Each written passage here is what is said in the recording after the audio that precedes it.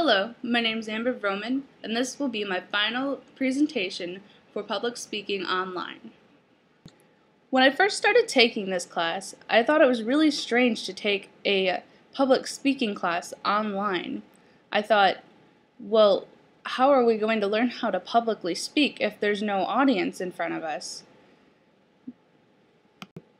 Before this class, I did have a little bit of public speaking experience. I had the opportunity to take another public speaking class in high school alongside my graphic arts class. At the end of my graphic arts class, we had to present our portfolio to a board of just a bunch of professional people. There were college professors there, there were people from the graphic arts industry, and there were other teachers from within the building watching us give this presentation.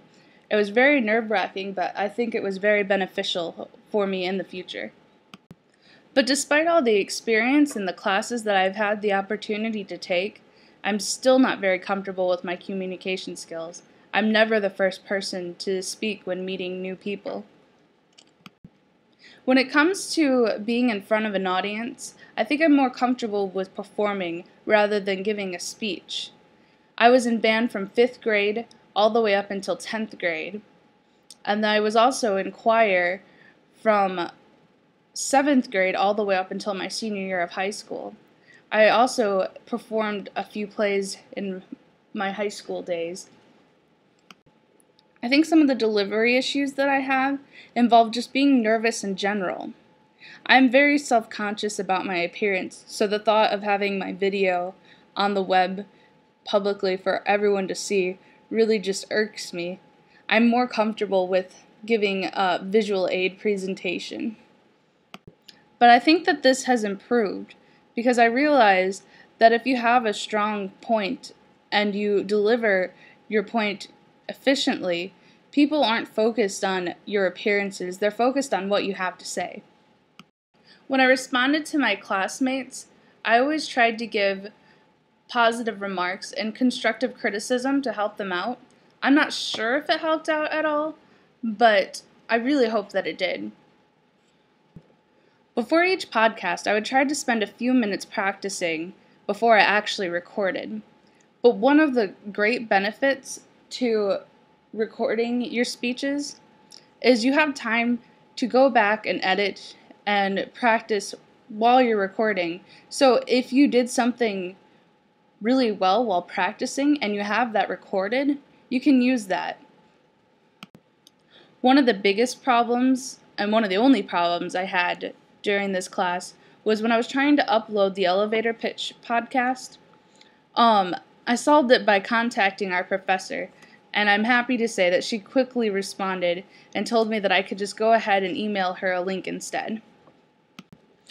I really enjoyed the persuasive presentation and the presentation on an industry professional that we did in this class. I believe the persuasive presentation was very beneficial to me because I'm personally not very good at persuading people why my side of an argument may be correct.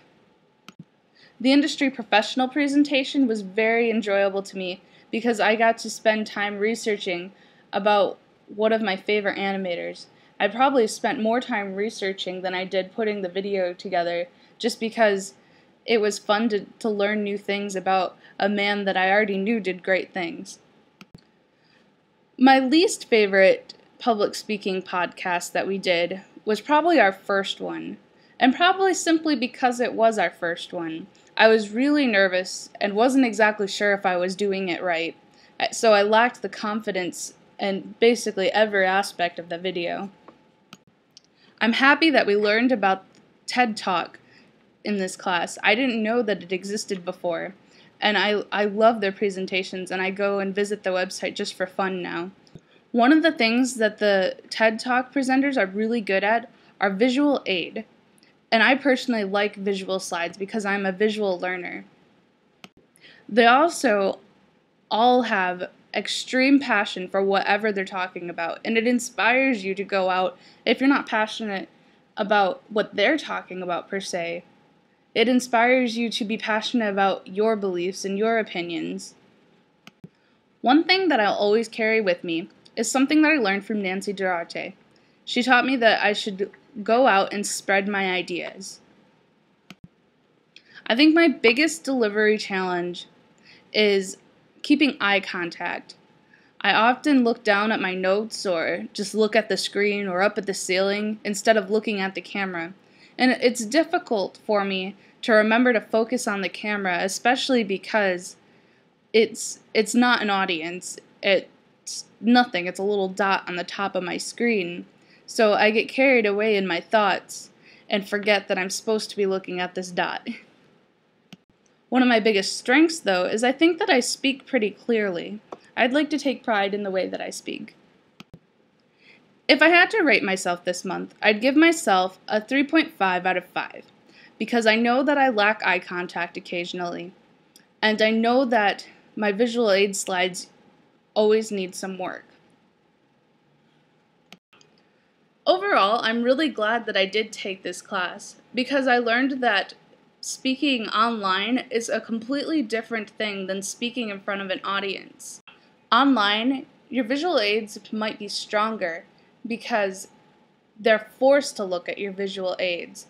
They don't have to choose between looking at the speaker and looking at the projection behind the speaker like they would in a classroom situation. But on the other hand, online, you lose a lot of the body language that you would get when you are watching somebody live. So this has been my final presentation for Public Speaking Online.